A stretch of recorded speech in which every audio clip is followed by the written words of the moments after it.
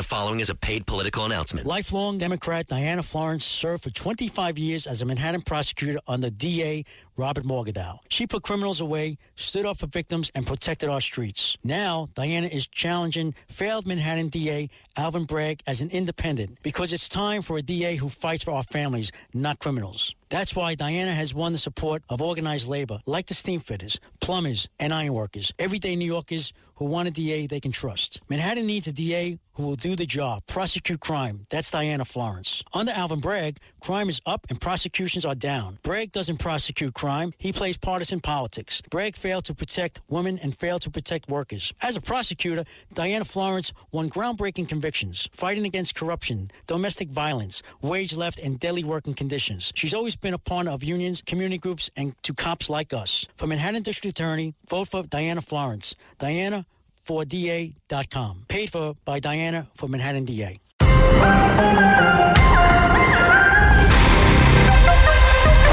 It's the Joe Concha Tunnel to Towers Foundation Sunday morning show. Now, here's Joe Concha.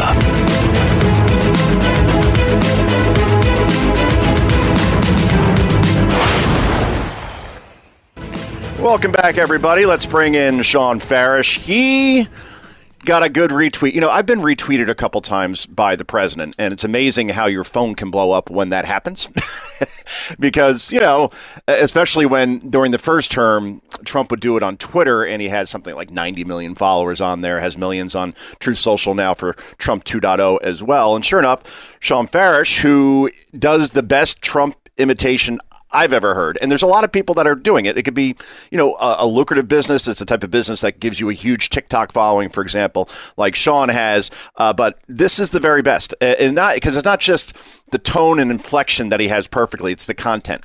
You know, it's just I swear, there's a reason why the president retweeted Shawn recently for one imitation they did about the government shutdown. And you're going to hear it in a moment. But Shawn, thanks for joining us. We appreciate it.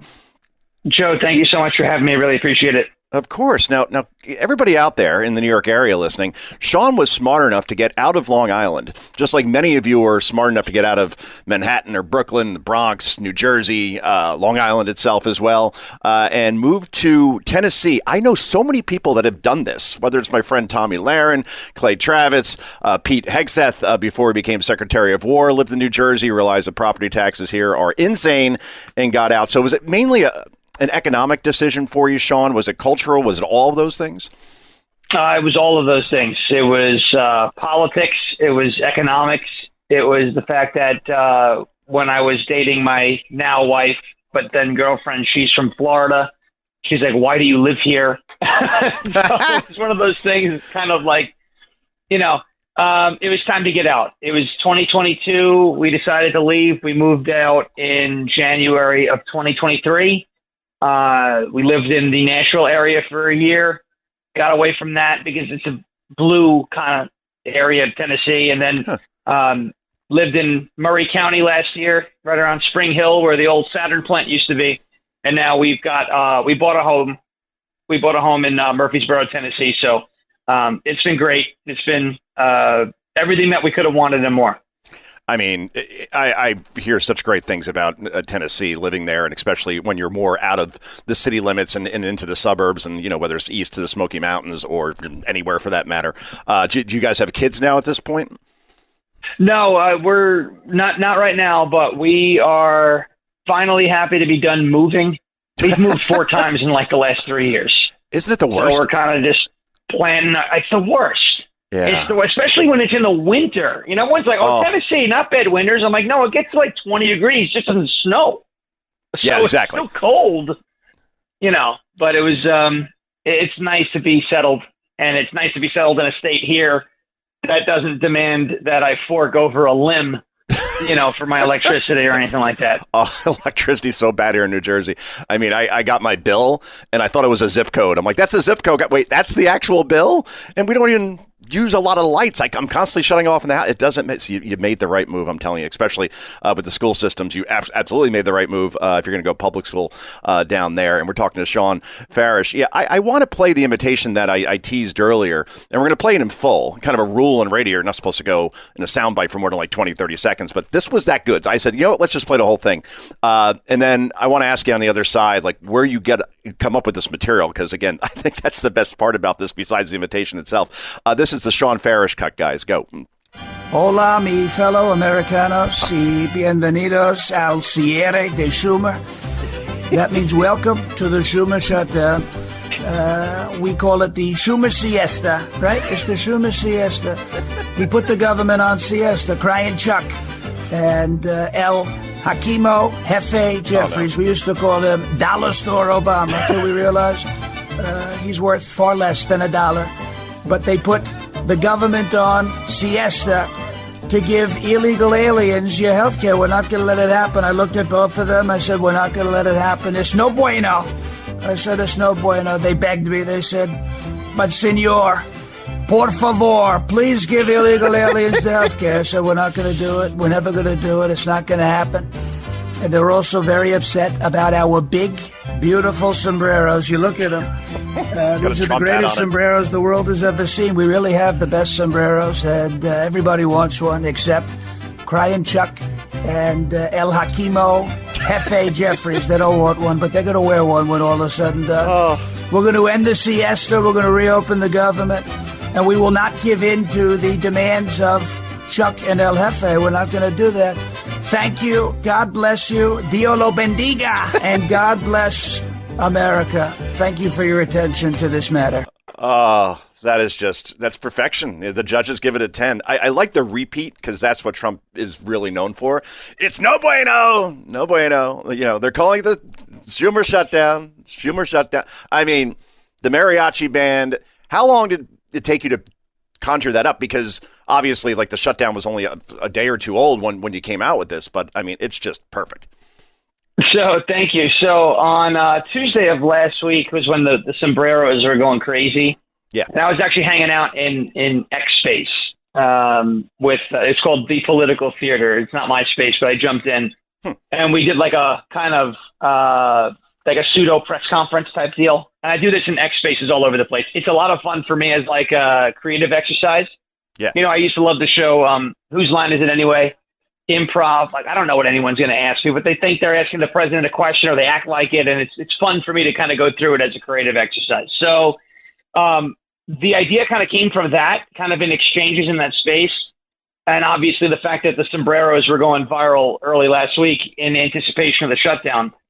So literally about last Wednesday, I got up a little earlier and I put my sombrero on and my poncho on and just, you know, sat in front of the camera and recorded it until I had something that I thought felt good and posted it. And then, you know, the rest is history, really. I could not believe, and I couldn't imagine, right, the president of the United States sitting somewhere looking at his phone and just going, you know, look at this guy. This guy's pretty good, right? He's a lot better than Alec Baldwin. You look at Alec Baldwin, he's a whack job.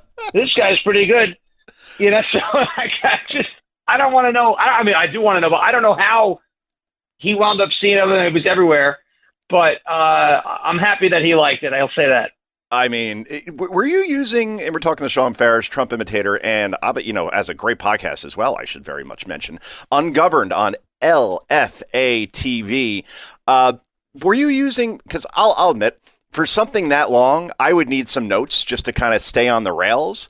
So I had to do like a promotional video for this show yesterday, and I put a little note card below it just with a couple of bullets just to kind of keep me somewhat near the script that, you know, I kind of came up with as far as promoting the show. Did you have anything, or that's just all off the cuff? No, that wasn't off the cuff. I wrote some stuff down, but not a lot of stuff. Yeah, because it doesn't look like you're reading. I have two things written down. I have Bienvenidos al cierre de Schumer, which is welcome to the Schumer shutdown. Right. And Dio lo bendiga, which is God bless you in Spanish, apparently. So those were the only two things I wrote down because I don't speak Spanish, you know. So I wrote those down just to not miss those things. The rest of it, I kind of just let it flow. And I took, 8 or 9 takes and kind of waited until one felt good, and that was the one that felt good. Yeah, clearly, and already nearly 2 million views on this just from one X-Post alone. So that's a new world not new world. It's been around for a couple of years, but that's the way everybody has their own television studio, and you can get retweeted by the President of the United States. And we're talking to Shawn Farash. Right. Speaking of past presidents, so I want to play a little game with you.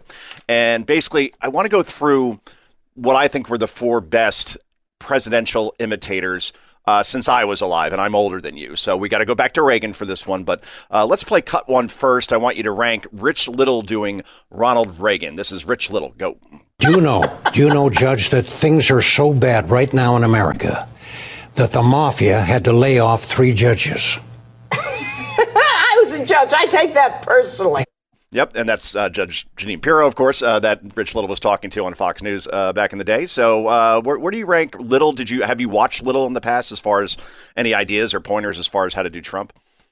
Well, it's crazy. When I first started going viral for the Trump impersonation, the number one comparison that I kept getting was Rich Little. Like, you're like Rich Little. And I didn't know who that was at first. I watched. He is phenomenal. Absolutely phenomenal. And I went to school for radio. I did a lot of voices. I mean, maybe hard to imagine, but I was kind of a class clown. They called me Robin Williams in some of these classes just because I was able to do dialects and voices. Unfortunately, this is, before he took his own life, which was tragic. But I never heard of Rich Little until I started getting compared to Rich Little.